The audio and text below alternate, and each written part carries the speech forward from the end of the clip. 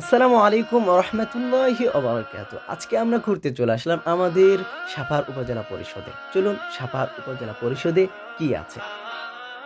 চমৎকার কয়েকটি জায়গা আছে। এর মধ্যে চমৎকার একটি জায়গা হচ্ছে উপজেলা প্রশাসন পার্ক। চলুন এর ভিতরে কি স্থাপনা আছে এবং কি কি আছে। কয়েকটি স্থাপনা আছে।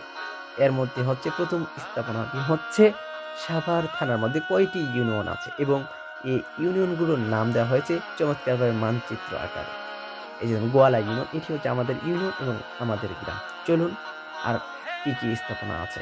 আমার পিছনে আছে একটি চমৎকারভাবে আম চত্বর। এই স্থাপনাটি করেছিলেন আমাদের সাবেক খাদ্যমন্ত্রী জনাব সাধন চন্দ্র মজুমদার এবং ৩টি থানার এমপি ছিলেন তিনি। চমৎকার একটি স্থাপনা করেছিলেন সাভার আম চত্বর।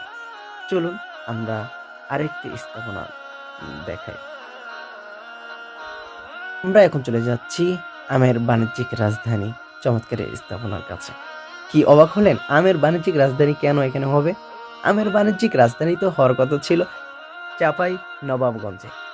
বর্তমান রাজশাহী বিভাগের মধ্যে নওগাঁ জেলার সাভার থানা হচ্ছে আমের জন্য বিখ্যাত এবং আমের রাজধানী। আমি এখানে আপনাদেরকে দেখানোর জন্য এখানে এসেছি এবং জানানোর জন্য যে বর্তমান আমের বাণিজ্যিক রাজধানী হচ্ছে আমাদের নওগাঁ জেলা সাভার থানায়।